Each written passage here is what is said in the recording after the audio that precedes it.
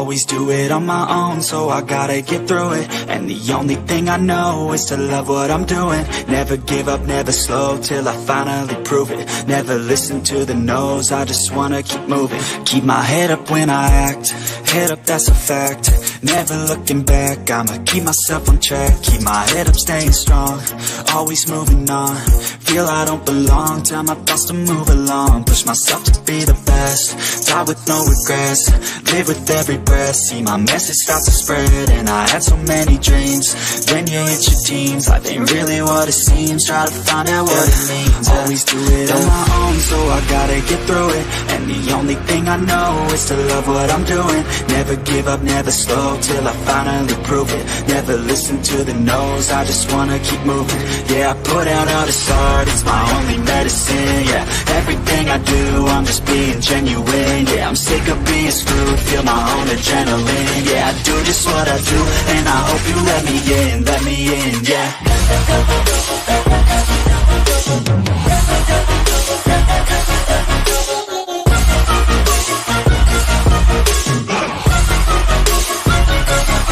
I'm grateful, oh yeah, able, oh yeah, I'm stable, oh yeah, no label, oh yeah, you know me, I have only a path, I'm lonely, but damn, I'm going to I don't want no fake love, I want the real stuff. Everybody listen up, cause I'll only say it once. I'm gonna show you all the path, if you want it bad. I'm gonna show you where it's at, yeah, how you can get it back. Yeah, cause I ain't never done, I'll be number one. Working hella hard until I get just what I want, yeah. Rises like the sun, yeah, fatal like a gun. Shooters gonna shoot and I'm gonna shoot until I fall, yeah. Always do it on my own, so I gotta get through it. And the only thing I know is to love what I'm doing. Never give up, never slow, till I finally prove it. Never listen to the no's, I just wanna keep moving.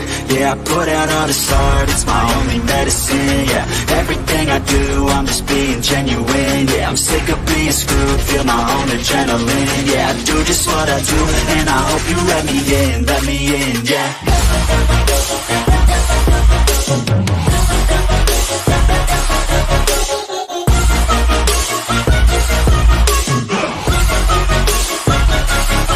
I'm grateful, oh yeah, able, oh yeah, I'm stable, oh yeah, no label, oh yeah, you know me, I have only a path, I'm lonely, but damn, I'm going to win, yeah. Hey everyone, happy Monday. I hope your day has been going well. I actually got quite a bit done today. Not as much as I wanted to, but I did get quite a bit around the house done. I specifically cleaned my bedroom, which I have been ignoring for some time, but I got half of it done. And the other half will have to wait until tomorrow or Wednesday, because tomorrow I do have stuff to do. I actually think tomorrow, because I have some things to do, I think I might go to a cemetery, and maybe I'll go live for a little bit from, my safe space that I haven't been at in a while. We'll have to see. Depends on time. And Glow, thanks for being here. I agree. These two are something else for sure. Sinner, good to see you. Gina, K-Braze, Tracy, thanks for being here. Hey, Lisa. Got a birthday party going. And in attendance, Lisa Ling. What? Big time real as journalist. Wow. Well, say hello to Lisa Ling. That's pretty awesome.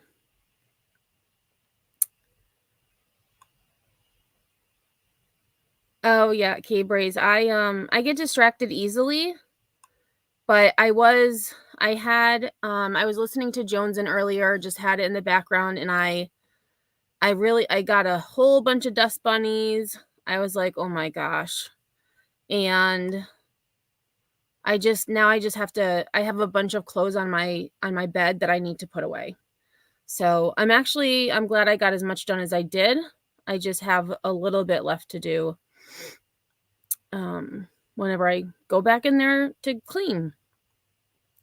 Hey, AMAC, thanks for being here, listening and cleaning my office. Yes, my goal is to get at least like the little things done. So yesterday I cleaned the top of the refrigerator, which needed it greatly because I just don't think about it. So I've been trying to do little things. I cleaned my stove and, just little things that I tend to ignore.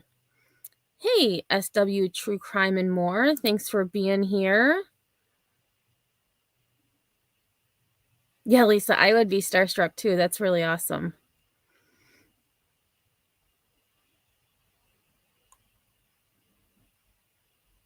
Oh, Glow, you do 3 things at once when you're cleaning? Yeah. Hey, Grammy Reedy. Oh my gosh, I was going to say Grammy Reedy. Grammy Rita, good to see you. Hey, me. All right, so we're going to get started. The first thing we're going to talk about, there have been some updates in the deadly house explosion in Sterling, Virginia that I talked about last week. So we have a few videos about that, and then we will get into these so-called parents who were just arrested on murder charges and concealing a corpse from, how do I want to say this? For killing their 2 children. One was found in a container filled with concrete, and the other child was found in a suitcase. So, and they have been missing. Well, let me rephrase. They had not been seen since the summer of 2018. So 6 years ago was the last time anyone had seen these children. And they were just found a few weeks ago. So we're going to get into that. And then I have 2 feel-good stories at the end, because I tend to, talk about it's sad, tragic, infuriating stories. So I thought, just hooking on a couple of feel-good stories would work too.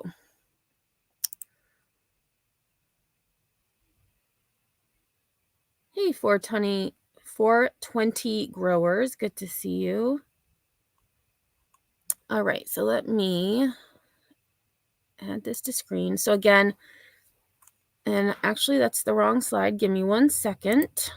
I didn't mean to start there. I wanted to start here. All right, so for those of you who may not know, last week, well, actually, I believe it was Saturday. I think it happened Saturday night because I talked about it. No, it must have happened Friday night because I talked about it Saturday.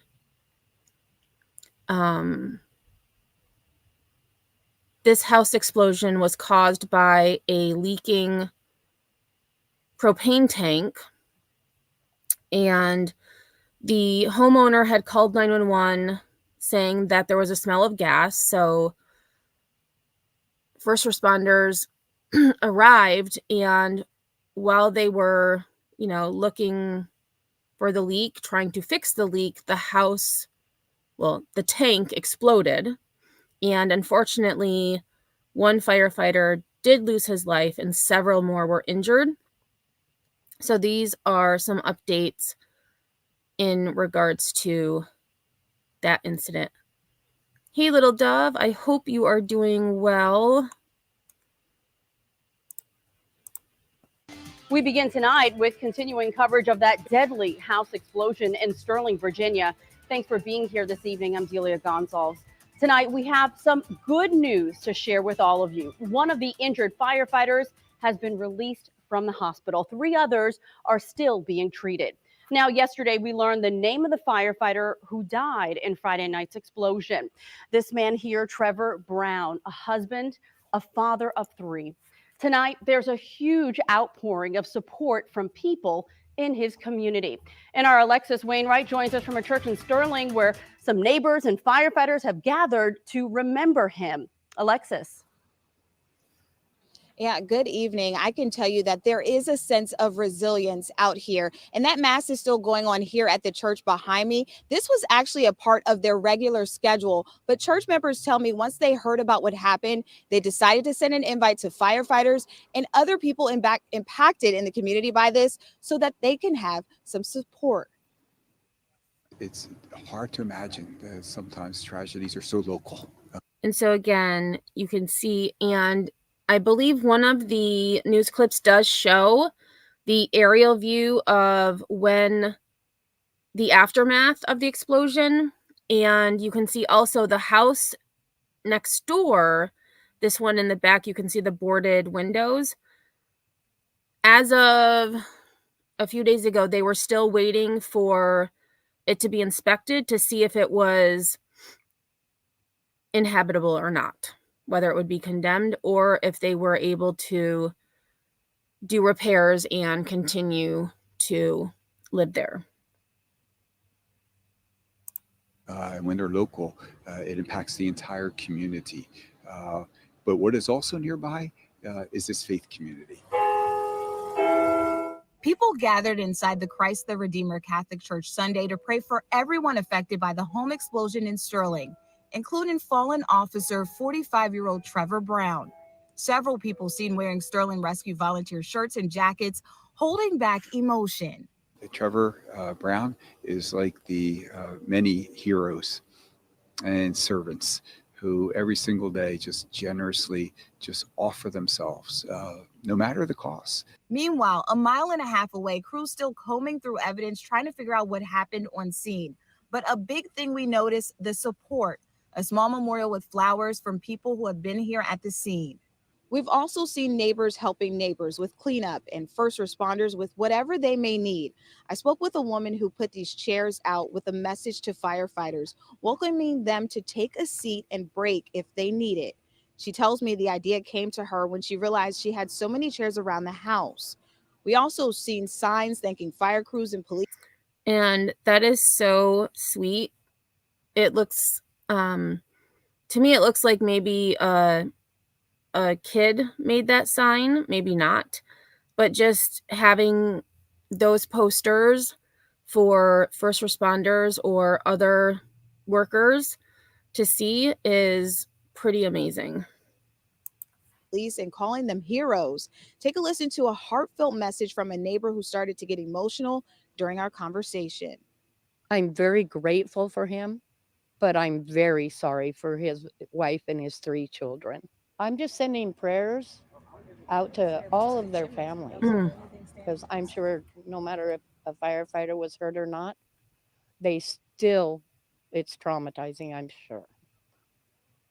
I just feel bad for them. And there were 9 firefighters who were injured, 2 critically. And as of, I believe it was yesterday, I had seen a clip. The 7 had been released from the hospital. So, which is great news. And a lot of the people here at the Mass did not want to speak on camera just yet. As you could imagine, a lot of them still trying to process what exactly happened here and the loss that they are now dealing with. A big part of that prayer during the Mass when we were inside is about those 3 firefighters who are still in the hospital tonight. Live in Sterling, Alexis Wainwright, WUSA 9. And we are certainly thinking of them tonight. Alexis, oftentimes we cover these stories of tragedy and we see the outpouring of community. This is really when folks get together and show each other support. Thank you so much for sharing that with us tonight. Okay, so next one. Again, just a quick video on the support that is being shown for Loudoun County. Firefighters are still in the hospital Sorry this about morning that. after a deadly house explosion Friday night. Initially, 13 people were hurt, including those first responders and 2 others. That explosion. Oh, okay. So I actually did not know that there were 2 other individuals who were injured. I did not know that. And took the life of 45-year-old Sterling firefighter Trevor Brown. And now Loudoun County Fire and Rescue is collecting donations to help. Our Jacqueline Quinn is live near the scene where cleanup is still underway. And Jacqueline, this has been devastating for the community. Yeah, we've talked to many of them, especially those here in the neighborhood.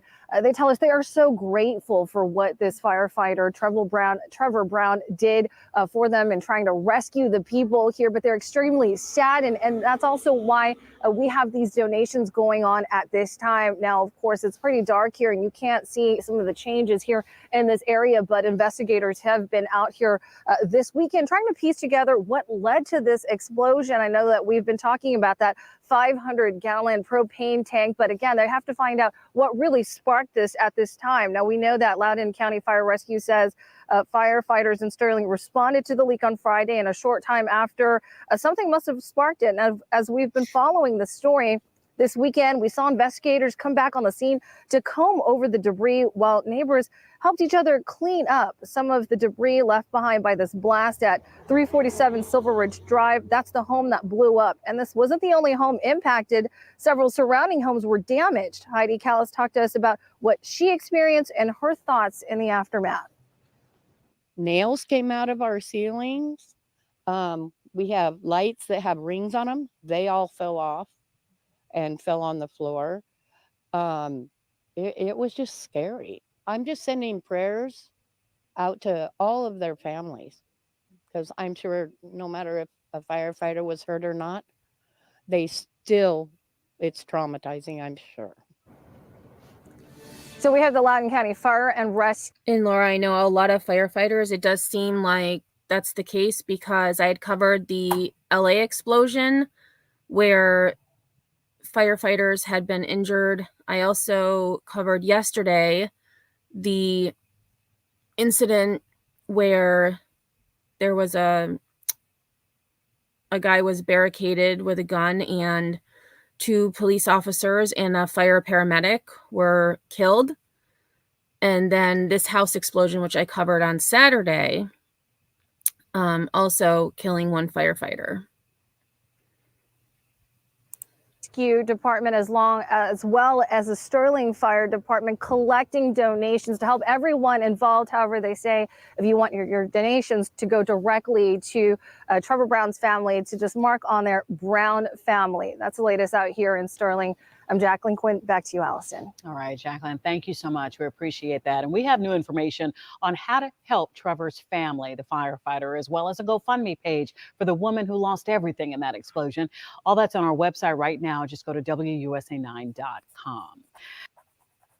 And I will get the information in regards to the GoFundMe after the live, and that will be in the description of this video. So the last clip I have on updates on the house explosion is just a really quick one related to the firefighter who was killed, as well as those injured, and then we'll get into the story that you see on my thumbnail. Delia Gonzalez continuing our team coverage with more on one of the injured firefighters. Delia's live outside Firehouse 11, where people from all over the area are coming to leave donations. Delia, we know you spoke with one of the firefighters' family members. Can you tell us how he's doing this afternoon? Yeah, we spoke just about an hour and a half ago to Brian Diamond's in-laws. They traveled from New York to take care of his 4 young children while he's in the hospital, and his wife, their daughter, is by his bedside. It's going to be a long road for Brian Diamond, but I can report with some satisfaction that family members tell us he is recovering from his first round of surgeries. He was severely injured and severely burned in that explosion. Now, we're told the 43-year-old is among the most severely injured of the firefighters. Family members say the volunteer firemen. And so here you can see the magnitude of that blast and just the complete decimation of that home. Was in the basement during that devastating home explosion in Sterling Friday. Diamond is a middle school English teacher by profession. He met his wife while they were both teachers at DC public schools before moving out here to Loudoun County. Family members say Brian is in good spirits. He can speak to family members and remembers every single detail of that night. They say doctors are keeping him as pain-free as possible, but his injuries are very serious. Severely burned, and significant amount of surgery and multiple surgeries to go through the whole process. So it's going to be a long haul. 30 days is what they're estimating for his stay in the hospital. They have meals arranged through March 21st so far, every night. And this is from the school where they work, our school district. It's from the neighborhood and it's from their church. So it's just been an amazing outpouring of support. You couldn't ask for more.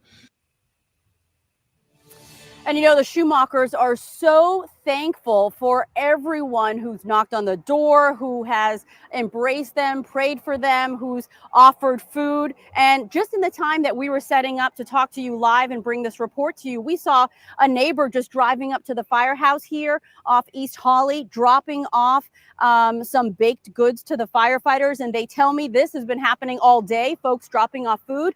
And take a look over here at a lot of the flowers that folks have left, just bouquets and bouquets of flowers. We saw someone coming as well, dropping off some flowers. So certainly every single member of this community feels so compelled and so passionate about the firefighters, the first responders. I talked to someone earlier who said no one is immune to feeling the impact of what these first responders do for us in our time of need. We want to be here for them. So coming up at 5 o'clock, I'll have much more from Brian Diamond's family, his life, and how he's recovering. And I'll also let you know how you can continue to help not only the Diamond family, but all the families of the firefighters who were injured and impacted in that devastating explosion on Friday. I'll see you in an hour.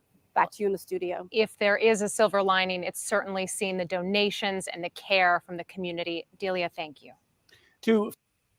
All right. So good news in that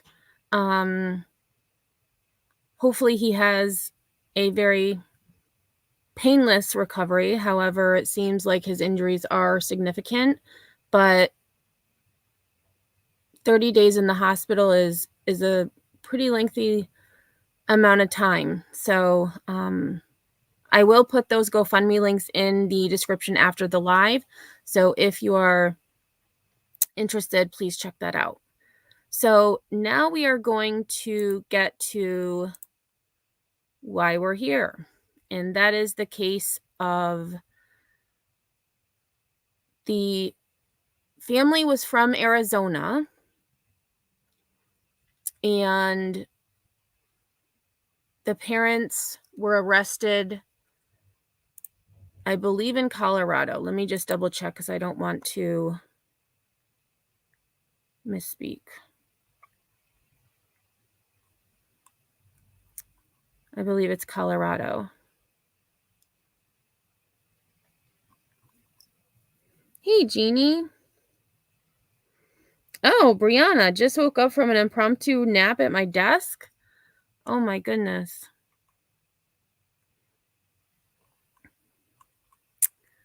Okay, so we're going to go. So this is from January 31st of this year. And so this is from the Pueblo Police Department, and it reads, on January 20th, 2024, at approximately 8:37 a.m., Pueblo police responded to the 600 block of West 6th Street in regard to suspicious activity. Officers arrived and learned a person located a metal container in a storage unit that was filled with hardened concrete. 2 hours later, Pueblo police responded to the 600 block of West 6th Street in regard to suspicious activity. Officers arrived and learned a person located a metal container in a storage unit that was filled with hardened concrete. 2 hours later, Pueblo police responded to the 600 block of West 6th Street in regard to suspicious activity. Based on the information learned during the initial investigation, Pueblo Police Special Victims Unit and Crime Scene Investigations Unit responded and took over the investigation. During the investigation, the metal container was searched and the remains of a child were located within the container. The victim in this incident will be identified by the Pueblo County Coroner after appropriate notifications are made. The Pueblo Police are investigating this case as a homicide. Police are attempting to locate 2 children as part of this investigation. The children have been identified as Jesus Dominguez and Yesenia Dominguez. The investigation indicates Jesus and Yesenia have not been seen since approximately the summer of 2018. Yesenia Dominguez was approximately 3 years old when she was last seen, and she would currently be 9 years old. Jesus Dominguez was approximately 5 years old when he was last seen, and he would currently be approximately 10 years old. Pueblo Police would like to confirm the location and safety of these children. Pueblo Police have interviewed 2 people of interest in this case, and the investigation is ongoing. There is nothing further. If anyone has any information on this incident, you are encouraged to contact Pueblo Police Dispatch or Detective Nicholas Lau. If you would like to remain anonymous, contact Pueblo Crime Stoppers. If your information leads to a felony arrest, you could be eligible for a cash reward. And again, they have arrested the parents of these children. They have been charged with first-degree murder and tampering with a corpse, I believe. The information contained in this press release is based on preliminary information available at the time of its drafting. The Pueblo Police Department's understanding of this incident may change as additional evidence is collected, analyzed, and reviewed. The Pueblo Police Department does not draw any conclusions about whether the officers acted consistent with our policies and the law until all facts are known and the investigation is complete. The purpose of this press release is to provide timely information to the public. In consideration of the foregoing, please be advised that any statements expressed herein are subject to change at any time. And here are photos of the 2 babies who one was found in the concrete container filled with concrete, hardened concrete, and the other was found in a suitcase. Hey, Nicolina, how are you? Yes, 2018. And I actually, when I was first looking at this, I didn't realize that this went back to 2018 because I don't remember who, but someone in my chat yesterday had said to look at this case. And I was like, I did see something about that. And then I kind of looked at something else. And so I was like, I'm going to look into this. And I couldn't believe 2018, these babies were last seen. No one reported them missing. No one seemed to be looking for them. Just so incredibly sad. All right, so now we are going to go to a news article again this one is from January. It was posted the 31st, but it was updated February 1st. So again, police seek missing children after child's body found in Pueblo storage unit.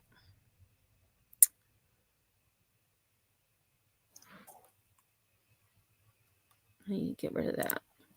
A child's body was found encased in concrete in a downtown Pueblo storage unit, and 2 other children are missing, according to Pueblo Police Department. Pueblo Police said officers responded around 8:37 a.m. on January 10th to the 600 block of West 6th Street on a report of suspicious activity. So again, that is what the press release had stated. When officers arrived, they found a person had discovered a metal container in a storage unit, and the container was filled with hardened concrete. Special Victims Unit detectives and crime scene investigators searched the container, and the remains of a child were found inside. The victim will later be identified. So So I thought there was new information in this article, but it appears that it's the same thing the press release said. So the news just kind of summarized it in their own words. As part of this investigation, Pueblo police are also attempting to locate 2 children identified as Jesus Dominguez and Yesenia Dominguez. Police said information indicates that they have not been seen since approximately the summer of 2018. And again, there's a photo of the little babes. Hey, Just Jake.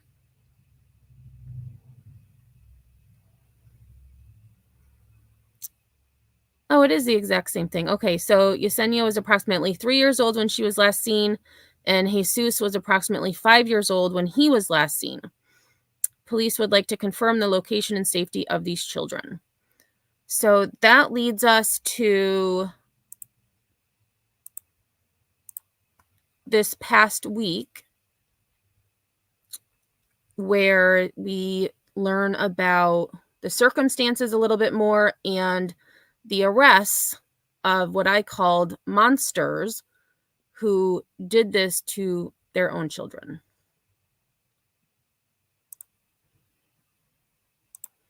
This developing story, new details about a disturbing discovery in Pueblo, a child's body found encased in concrete. And police tell Fox 31 they're searching for 2 other children. Police are concerned about their safety. Fox 31's Vicente Arenas went to Pueblo, where this story continues to unfold.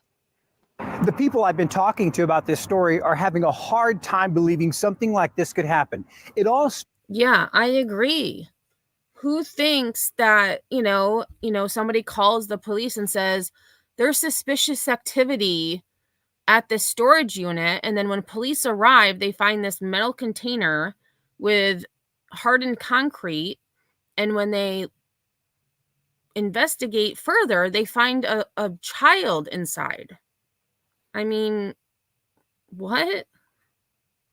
Started when Pueblo police were called to this storage facility when they say something suspicious had been discovered. It was in these storage buildings that the container was discovered. Police say the body of the child was encased in a metal container that was discovered January 10th. We arrive on scene. The person says, we find this metal container with concrete in it, and it's suspicious to us. It was suspicious because it didn't look right? It's a newer container, and it's filled with cement. So it seemed odd. As police began their investigation into the discovery of the child's body, they said they would also be looking for 2 other children who were last seen in the summer of 2018. They are Jesus Dominguez and Yesenia Dominguez, who were just 5 and 3 years old at the time. Police say they've been talking to their parents who live in Pueblo, and that unsuccessful welfare checks have been made on the 2 children. We can account for them. We look into it further. There's no missing person report or missing child reports or anything. Police are not. So again, no missing child reports, no inquiries, nothing. And yeah. What the connection may be between the missing child and the 2 children they're now looking for. The discovery of the child in the concrete has left people in Pueblo disturbed and heartbroken. David McDaniel lives across the street from the storage units. That's bad. Terrible. That's bad. So many questions about who would have buried a child in concrete here, and how 2 other children could just disappear for years without someone saying they could not be found. Pueblo police say they are now waiting for the child that was discovered in the concrete for their official identification to be made. They're also hoping that someone will recognize the pictures of those 2 children that have been missing since 2018. In Pueblo, Vicente Arenas, Fox 31. Okay.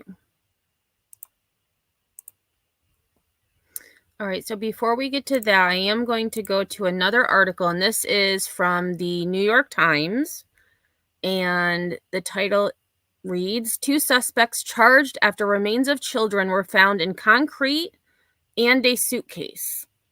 The police in Pueblo, Colorado said that they had arrested Karina Rose Minjares, 36. Okay, so I misspoke. I thought this was Arizona. It is Colorado. So I completely misspoke. My brain just went to Pueblo, Arizona. And that's why I was confused, was because I was like, I know I read Colorado. So again, I apologize for that. Is Pueblo, Colorado, not Pueblo, Arizona. Totally my fault. So the police in Pueblo, Colorado said that they had arrested Karina Rose Minjares, 36, and Jesus Dominguez, 35, and charged them with murder. And again, there's the babies. 2 people were arrested and charged with the murders of 2 children whose remains were discovered encased in concrete and inside a suitcase in Colorado. Karina Rose Minjares and Jesus Dominguez were each charged with first-degree murder and abuse of a corpse on Friday. So again, it was abuse of a corpse, not tampering with a corpse. I had that messed up. The charges came after the police discovered the remains of Yesenia Dominguez, believed to have been 9, encased in concrete inside a metal container at a storage center on January 20th.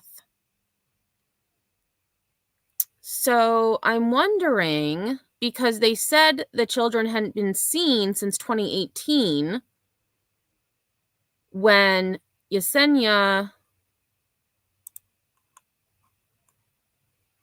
was, let me just double check, was 3. So I'm curious if she was 9 at the time of her death, or if they're just saying that she would have been 9. That's a little bit confusing to me. So she was found encased in the concrete.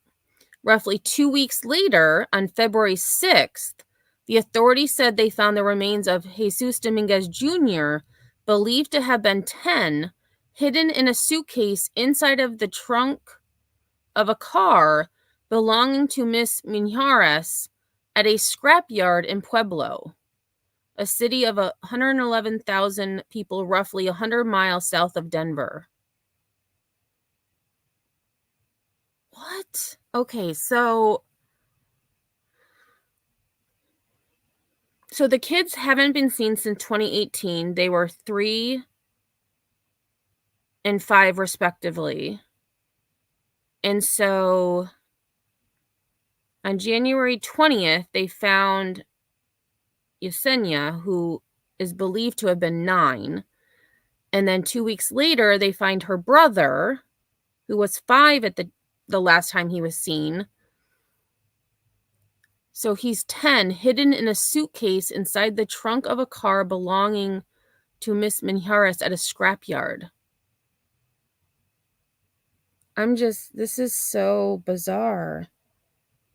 Yeah, so Nicolina, the one thing said someone was there and just saw suspicious activity, but then they said it just was out of place because something with the design. It's just very bizarre. Now that I'm reading more, because I haven't read this New York Times article, I actually just pulled this up. So now I'm even more confused. Oh my gosh. The police said they had been looking for the children who had not been seen since the summer of 2018. On February 15th, DNA testing confirmed that the remains belonged to the missing children. That same day, the police obtained arrest warrants for Miss Minjares and Mr. Dominguez. Miss Minjares, 36, was taken into custody shortly after the warrant was obtained, and Mr. Dominguez, 35, was arrested on Saturday. Each was being held on a $2 million bond, jail records showed. It was unclear whether they had obtained a lawyer. No missing persons report had ever been filed for the children, but the police had previously been asked to make welfare checks on the children and had never located them. Miss Minjares and Mr. Dominguez were interviewed as persons of interest last month and had led the police to believe that the missing children could be in Phoenix. Okay, so that's where I was getting confused. So again, I apologize. I knew there was Arizona. I knew there was Colorado. I just kind of meshed them both together because of Pueblo, which is actually also a town in Colorado. That lead proved fruitless. How the suspects were related to each other and the victims was unclear on Sunday. An email to the police was not immediately answered. Okay. So we're going to go back here. And so here is Mr. Dominguez and Miss Minjares. Oh, could be. Yes, the DNA did confirm it was those two children. Yes, Laura. So the girl was located in the concrete, or I'm sorry. Yes, in the concrete. The boy was located in a suitcase. And I'm just going to double check because, yes, Jesus Dominguez Jr., believed to have been 10, was found hidden in a suitcase inside the trunk of the car belonging to Miss Minjares at a scrapyard.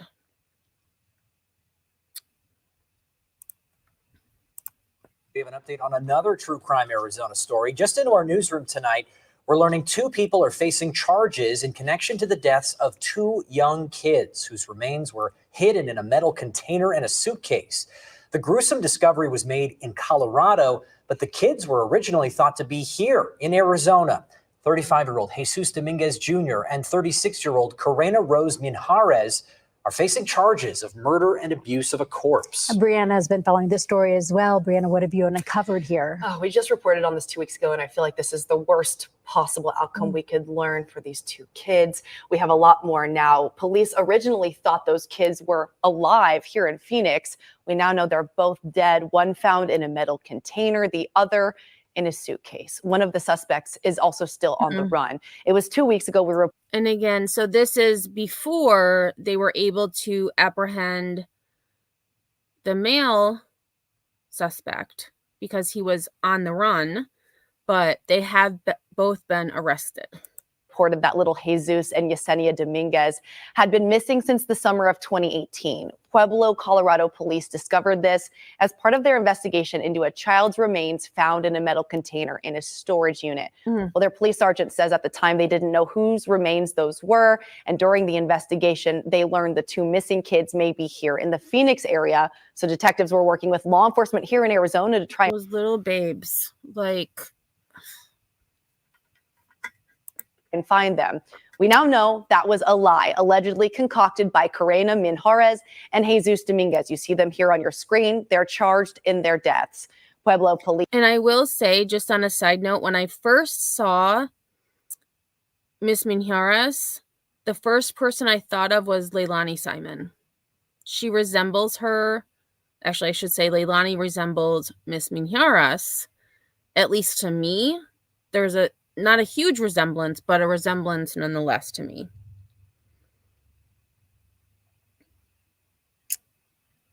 Good question, Keybraze. I wonder if they were getting any assistance or help for either kid, because I've heard so many cases where the parents get help for kids that have been gone. I feel like there should be an annual check. I agree. I mean, in this case, not having anyone report them missing, or extended family being like, where are they?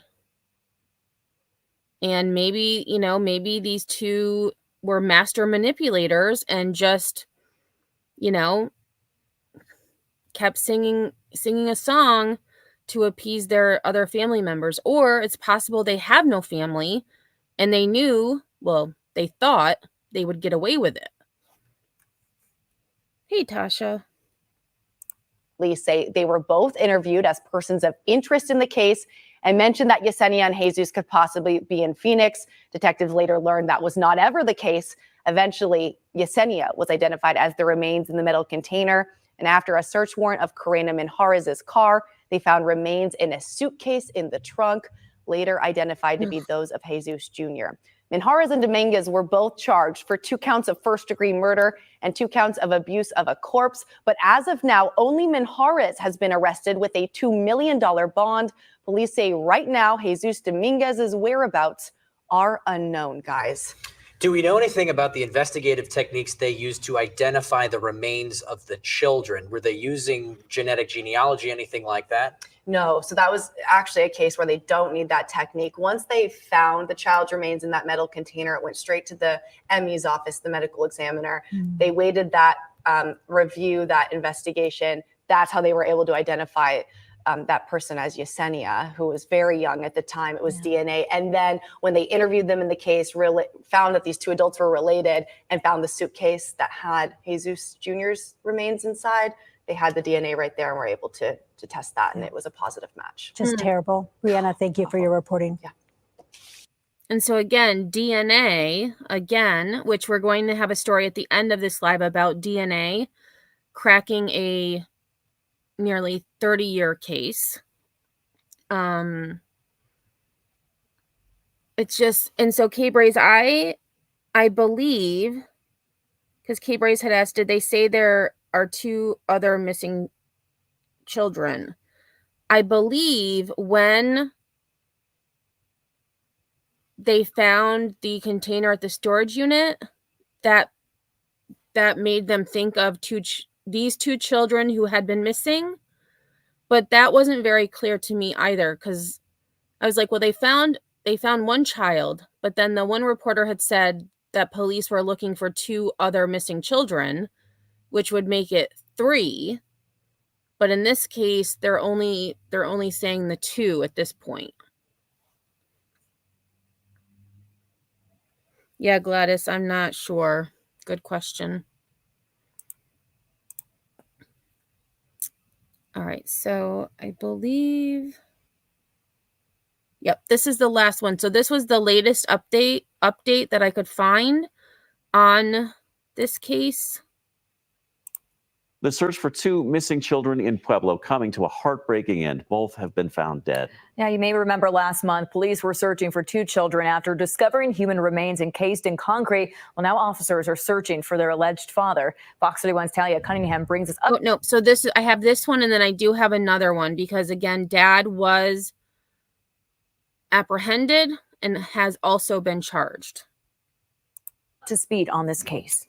Well, Andrea, the bodies of Jesus and Yesenia Dominguez were found in such a gruesome way. So the brother and sister pictured right here, they're believed to be about 5 and 3 years old at the time. They have not been seen since 2018, and no missing persons report has ever been filed.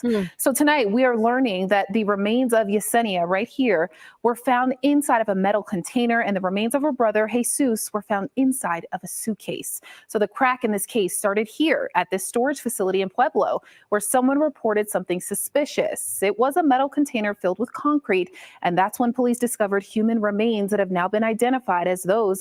So someone had said earlier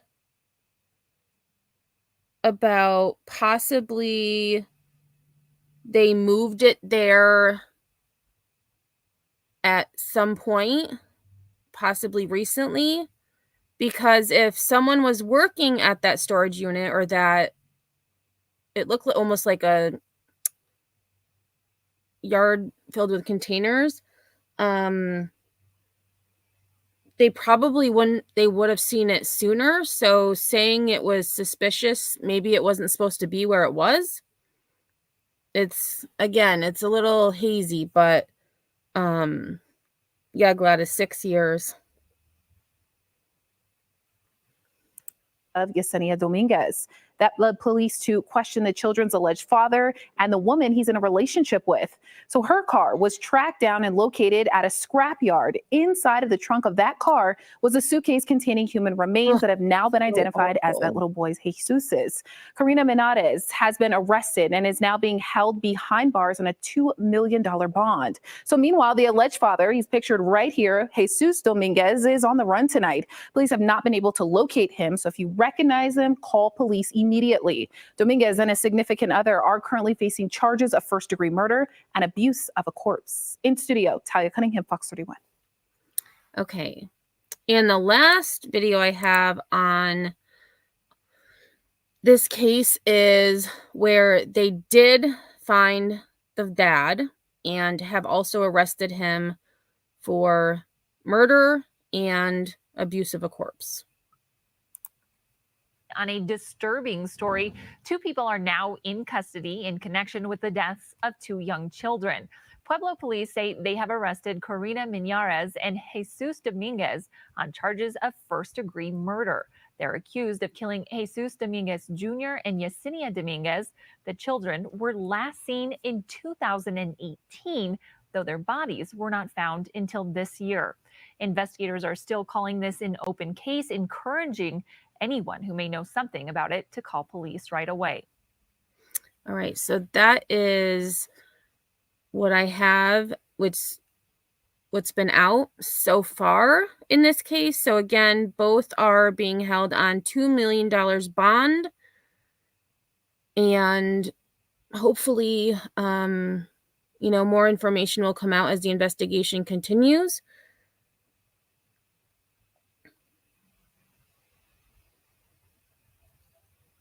Yeah, a lot of bad, heartless parents for sure. Okay, so the last 2 stories I have for us, one of them is a case of a pregnant woman who was found dead in Indiana in 1992. Actually, more than 30 years. I had said about 30 years, more than 30 years. Was identified through DNA. And now they're looking to find out what happened to her. Hey, Juju. Is there death penalty? Let's see. That was Colorado. I don't know, so I'm going to look it up really quick.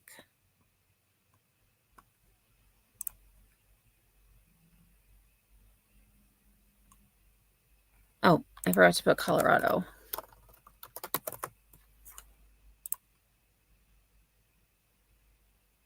Colorado abolished the death penalty in 2020.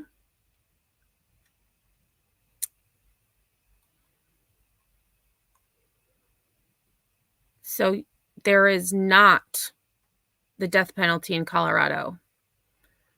It says here that on March 23rd, 2020, Colorado became the 22nd U.S. state to abolish the death penalty.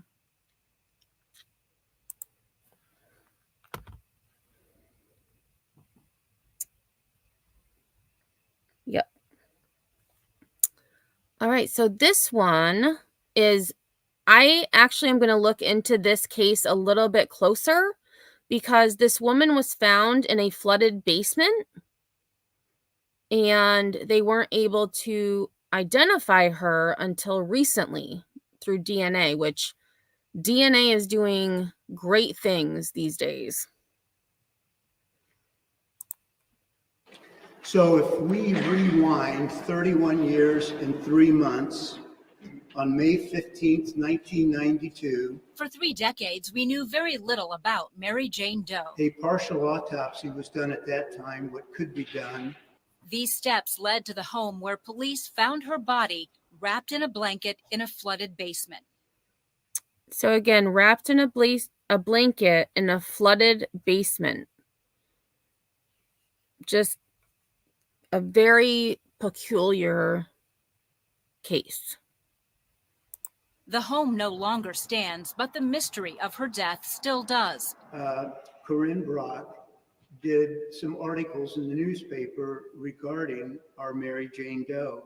Corinne Brock began working the mystery as a reporter for the Journal-Gazette. I learned that Fort Wayne has 3 unidentified decedents, now 2. So I was really interested in learning more about those and decided to reach out to the coroner's office and see if I could talk with them about those cases. Now with 21 Alive News, she's continued working to find out what happened. I just thought it was so strange that this 26 weeks pregnant woman wasn't identified. Nobody ever came forward and said, hey, this might be my missing loved one. Oh my gosh. And I didn't realize here even, no one reported her missing. No one said, hey, my missing family member, I haven't seen them in a while. No one seemed to be looking for her. This week came a breakthrough. They were able to go through and confirm through DNA that Mary Jane Doe's father is 100% her father, and they were able to confirm her identity through that. Do we have a timeline that we can hand out? Thursday, a news conference with law enforcement and DNA experts. Hopefully, like I said, we got her ID'd now and she has a name again. And family. I think we're going to just go from here and hopefully get even better news. For the first time since 1992, one step forward. We now know Mary Jane Doe is Tabitha Ann Merlin. This is good, but Okay, so I'm just going to go back because looking at, so this was her reconstruction. And I can see a little bit of resemblance between the two, but just going back again. Yeah, definitely see the resemblance. Tabitha's face is a little bit more round, not as narrow, but I do see the resemblance. It's Tabitha Ann Merlin. this is good, but we need to find out what happened. Oh, and I apologize. I cut that off so quick. So she did have family. And so I'm definitely going to look into this case a little bit closer because I want to know what happened, back in 1992. How did police find her? Were they called there? Was something amiss there? And why was she in a flooded basement? Okay, so the last story I have is one that I saw a few days ago. And this just resonates with me because as someone who has been affected by someone taking their own life, I found this to be a step in the right direction with, especially the Golden Gate Bridge, with people choosing to jump in an attempt to end their lives. And I just hope that more bridges and even overpasses, anything, above ground, a significant amount of height, that possibly this is something that can be used to help people think twice before making that ultimate choice. Oh, could be KDB. Maybe her family reported her, but in a different area, and the two places didn't talk to each other. Yeah, and that's why I'm really interested to learn more about her case. The Golden Gate Bridge is an American icon of strength and perseverance, but for too many people, it symbolizes something else. I drove myself here because I felt like I needed to get myself out of pain. I remember seeing him when I stopped and getting off of my motorcycle. He appeared to look my direction, and that's when he just went and jumped. So I had yelled something to him. Whatever he yelled was enough to distract me enough and pull me out of that dark place that I was in. I thought he was gone. I went running up there, and then I see his T-shirt through the slots. I talked to him for 92 minutes, and my head never looked up. It was something in his voice, the compassion. And so here, this kid, when he heard him initially come, he jumped, and then he said for 92 minutes he stood there listening to this man talk to him.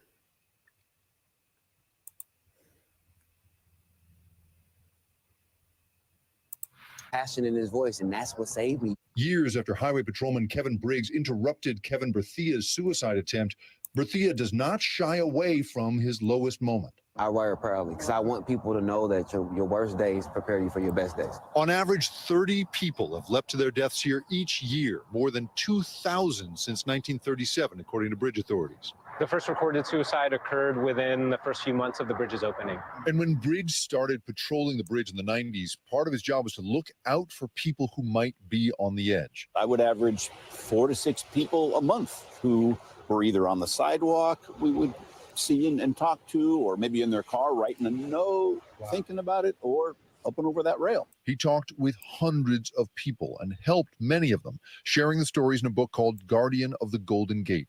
But it wasn't until now, after years of suicide prevention advocacy and studies of the power of deterrence, that bridge authorities installed these steel nets, a $224 million project. The way the nets are designed, you don't even really see them unless you're right above them. That is amazing. And kudos to the people who installed them and got them where they are, because it couldn't have been a very easy task.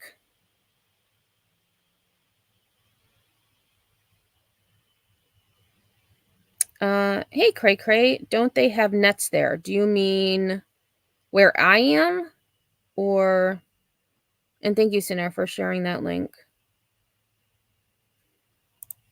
You talk to the few people who survived a jump from the bridge, and almost to a person, they'll say the second their hands left the railing, their life flashed before their eyes, and they experienced immediate regret. And the nets offer a second chance. The net has a deterrent effect for 2 reasons. One is it visually interrupts your view of the water. It reminds you that it's there and other people have been here before you. And 2, it's designed to hurt. Falling 20 feet into taut steel mesh is evidently like falling into a cheese grater. It's not going to end your pain. It's going to make it worse. And those 2 things together are working. In the first year they put this in, before it was even finished, suicides at this bridge fell by half. There's research and study that shows if you're able to get people through the peak of their pain, that often they do not go on to attempt and go on to live long and productive lives. That's true for Kevin Berthia. These 2 men from opposite sides of the bridge are now friends and peers in suicide prevention. They say these nets are a crucial last line of defense. Something got to be in place. Something, has to be in place to say that we care. Those folks who come across it and all of a sudden, I've had enough. That's what this will hopefully prevent. Yeah. Then it did its job. And perhaps someday everyone who walks onto the Golden Gate Bridge will walk off. Now, let's be clear. This is not a... Oh, and K-Bray says, I saved my cousin during his attempt. Oh, and I mean that you went to visit him and you were the jerk. Yeah. Hopefully things have gotten better, though. Hey, Thor, good to see you. Solution to the mental health crisis that we're seeing in this country and around the world, where suicide rates are in fact going up in many cases. And so we're going to need, experts say, a total overhaul of how we do mental health. But this kind of architectural intervention really can be effective. And it's not just at the Golden Gate Bridge. This is something we're seeing around the world at icons, sculptures, statues, bridges, towers, all of them putting in this kind of system for exactly the same reason. It visually interrupts, and as a result, psychologically interrupts that moment that people have, and perhaps can get them on a new path. Back to you. So definitely a great 2 stories I wanted to end on, just because I was looking at my watch later, which is where I put all of my videos or news stories that I want to talk about. And I saw it's almost at 300 videos.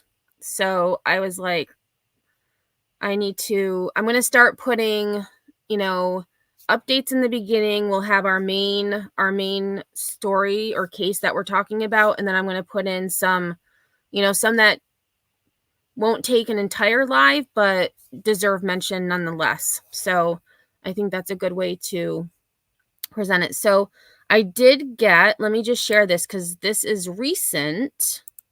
So Juju just sent this to me. Actually, let me just make sure before I do that. Yes. Okay. So yeah. I just want to make sure that all of the email names were covered up. So this is a missing person, Johnny Roop. And so there is a photo of him with the vehicle. And he is 20 years old, blonde hair, hazel eyes, 6'3" tall, weight between 230 and 240 pounds. And this is out of Virginia. The Montgomery County Sheriff's Office is attempting to locate a missing 20-year-old Virginia Tech student. Johnny Roop was last seen in his apartment complex on Canyon Ridge Road in the Merrimack area of Montgomery County, Virginia on Friday, February 16th, 2024.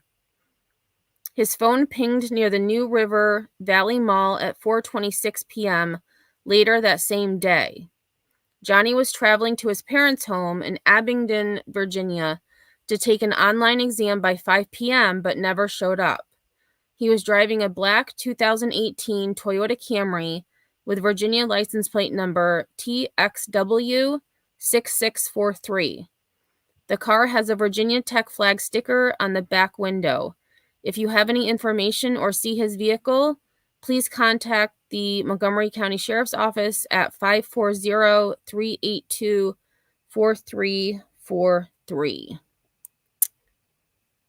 Yes, and it does say blonde hair with white pieces in front. I didn't read that part. And again, this is the vehicle. There was a Virginia Tech sticker as well. So I will also post this on my community page after this live. So please share if you can, just to get the word out. And I'm just curious. So I'm curious how far away his parents' house was from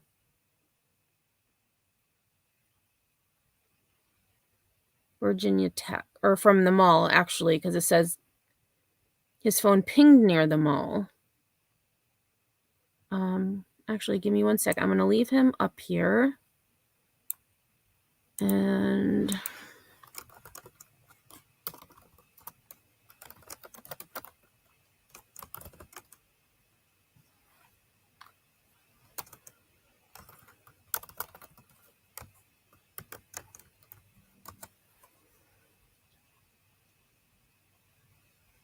okay, so New River Valley Mall.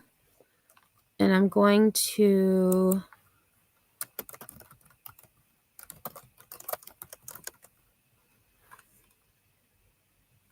and his parents were in Abingdon. Oh, there it is, Abingdon, Virginia.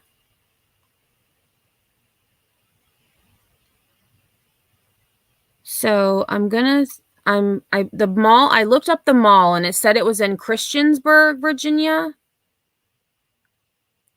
And so that's about an hour and a half from Abingdon, which is where his parents lived. And actually, I'm going to just put in Virginia Tech.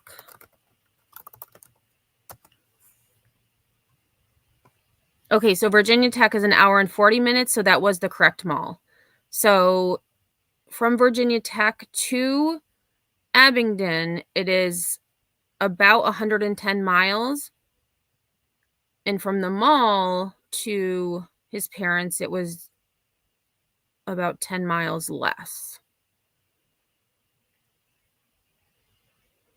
Yeah, I mean, Virginia Tech is actually where there was a mass shooting there. I mean, it seems like it was just yesterday, but let me just see. That was in 2007. Doesn't seem like it was that long ago, but 15 years sure was. So again, Johnny Roop has not been seen since Friday.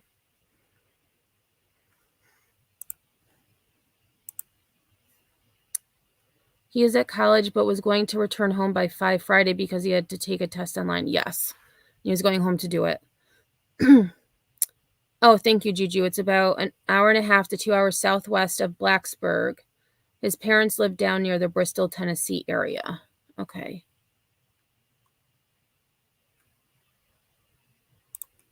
That actually was my first thought, Juju.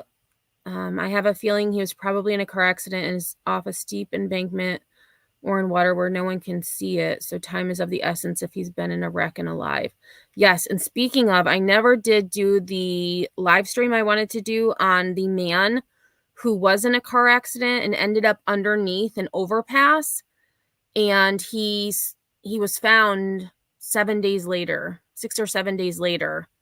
And I still have his stories in my watch later. So I definitely have to add him to the mix as well, because that in itself also was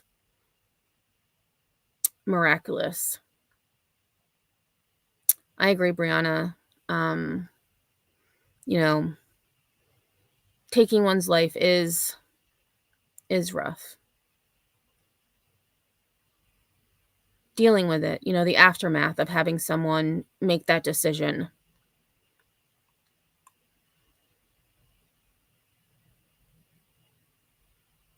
Time last seen was, give me 1 second. He was actually, I'll just reshare this quick.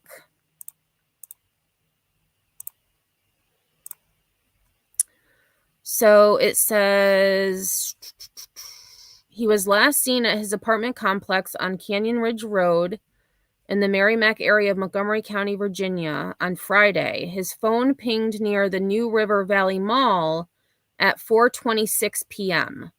So 4:26 p.m. is when his phone last pinged. And he was traveling to his parents' home in Abingdon to take an exam by 5 p.m., but never showed up.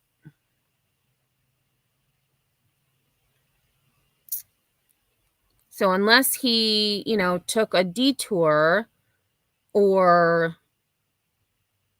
went, you know, out of his way for some reason, I feel like they would have a pretty good area to look for him, or, you know, to start at least.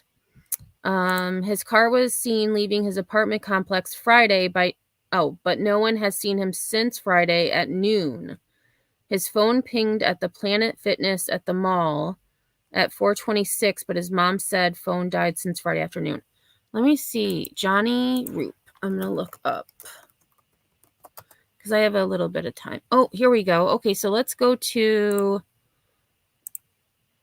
present, share screen, share. All right, let me take this comment down. So, oops, that's not what I wanted to do. So it says Virginia Tech student reported missing. All right, so we're going to watch this. Oh, shoot, that sounded really loud. Pump that down a little bit. Also learning today that a Virginia Tech student has been reported missing. 20-year-old Johnny Roop was last seen in his apartment complex on Canyon Ridge Road in the Merrimack area of Montgomery County on Friday. There's his picture. Virginia Tech says Roop was traveling home to Abingdon, but never showed up. The university says his phone pinged near the New River Valley Mall around 4:30 that day. Anyone with information on his whereabouts is asked to contact the Montgomery County Sheriff's Office. That number is 540-328-4343. Ooh, pause. And Juju, I actually was thinking that same thing, because if it's I'd say, you know, an hour and a half from where he lived to his parents' home, he was going to be late to take his online test if it pinged at the mall, because he was still at least an hour away, if not more. Let's see. That was 7 hours ago. Oh, here, 2 hours ago. NBC News has picked it up. All right, let me just go to news, and what I'm going to do.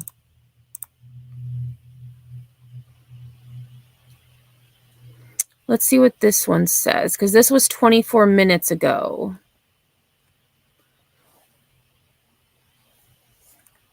Oh, okay. So this is actually informative as well. So it says how to report a missing person in Virginia.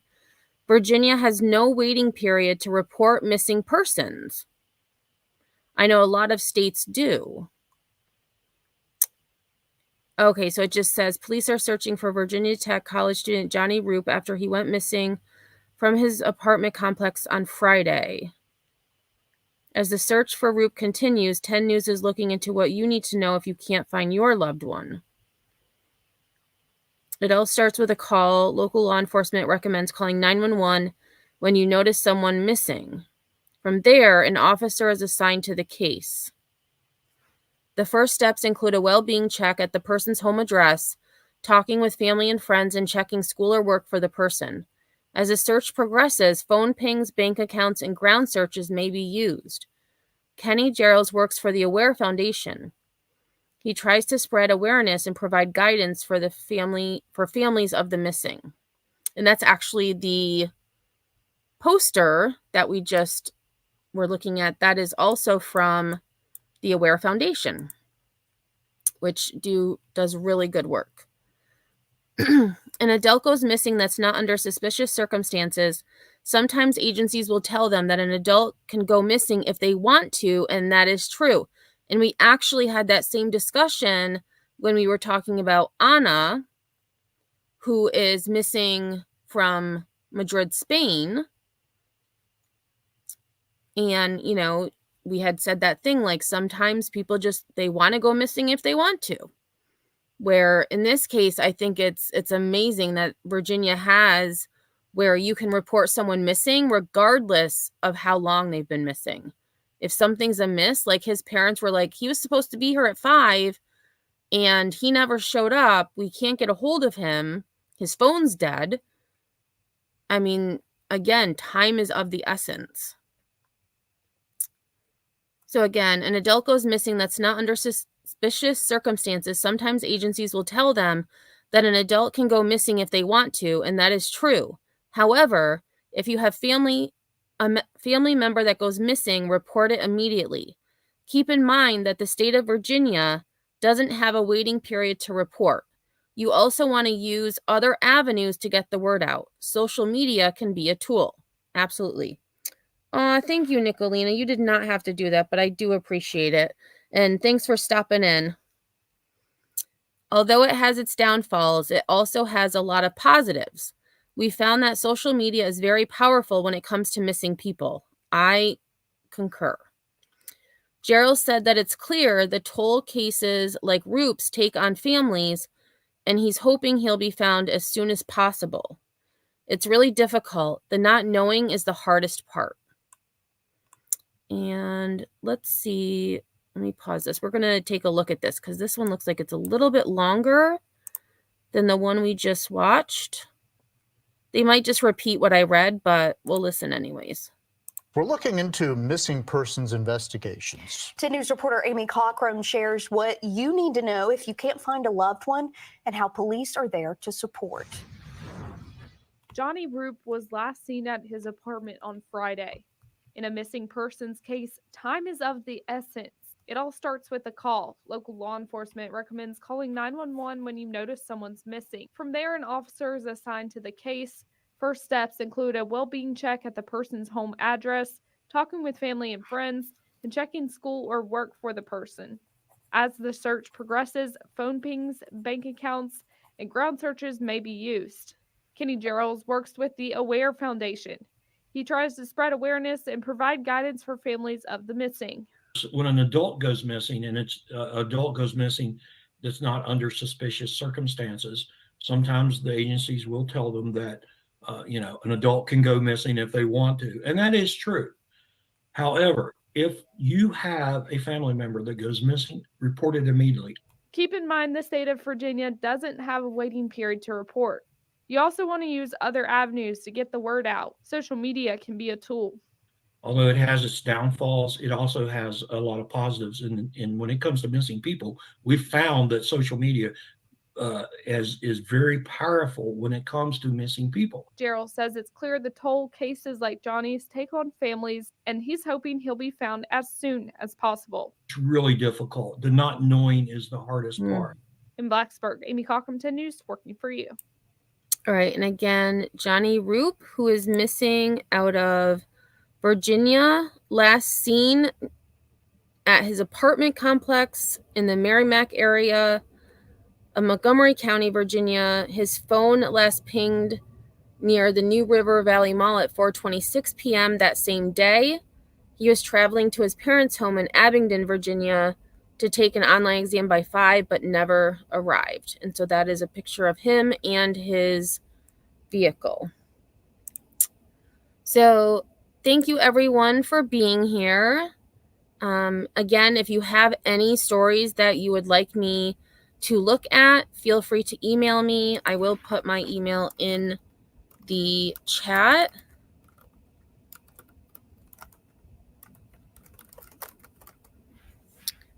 And I do appreciate you letting me know your ideas, because you lost me. I'm not sure what that means. But thanks again for being here. Feel free to email me. And if I don't see you on the YouTube streets tonight, which you probably will, depending on who's live, I will see you all tomorrow. I will be live. So I just screwed up my ending. So I will see you all on the flip side.